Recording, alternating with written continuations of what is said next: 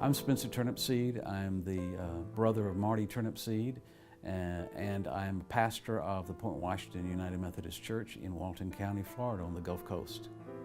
Marti left Birmingham Southern Campus after having been to a meeting, I think the very night before, or very recently before the day of the demonstration, where she had volunteered to go down and demonstrate, to sit in at Woolworth's lunch counter, which was then segregated.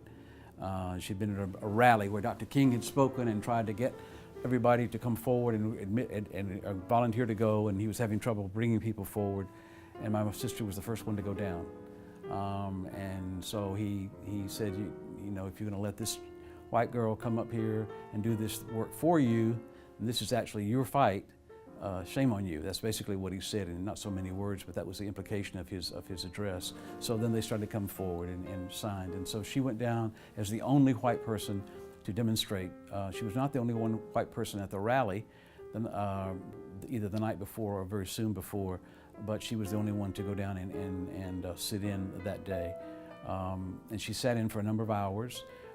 She was surrounded by people giving catcalls and throwing things at her and so forth and so on, and she just sat there and took it as the other demonstrators, black demonstrators, did.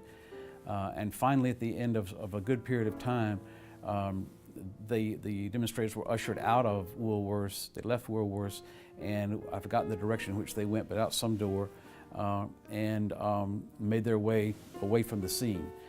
She was not arrested per se on the scene. She got back out to campus, I think by cab, if I'm not mistaken.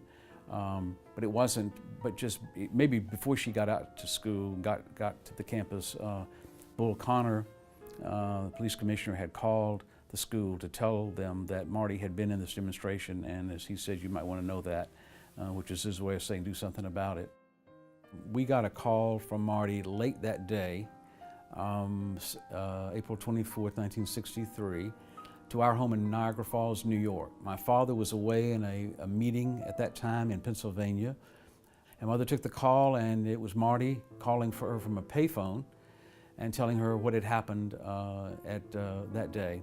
Her participation in the demonstration, the school's reaction, her forced exit from the school, and she was saying, I don't know where to go. I'm not sure what to do, and my mother arranged for her to go to a dear friend of ours in Mobile, Alabama, temporarily, so that she could at least have somewhere to be until she could sort of get herself together. And then later on, they were able to wire her some money, and she came back to our home in Western New York in Niagara Falls. The impact, as I say, was immediate, but it was also continuous, and I think still is. And I've been amazed over the years, even until very, very lately, over the number of people who from time to time will mention to me my sister in connection with that incident, whom I've never known. People say, you don't know me, but I was either in school with Marti, or I remember her, or I remember my friend telling me about this girl that they went to school with and what she did, and I've thought about it all my life. This was decades later. I've had people come up to me when they saw my name and said, were you related to a woman I heard about at Birmingham Southern who many, many years ago was in the civil rights movement? And I would, of course, say yes. So her impact is obviously wider than even I thought it would ever be. And I know that gives a great deal of satisfaction to those of us who knew her and loved her.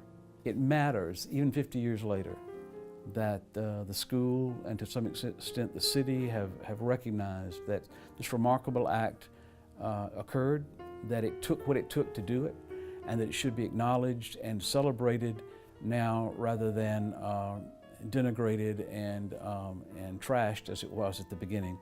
And I think that says a lot about where the school and the city have come from and how far attitudes have changed.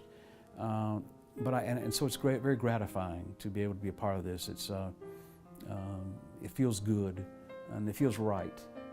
And I'm very grateful to the General and others that worked with him for pulling this together. And I know I speak for those now long gone on who, if they were here, would feel the same way.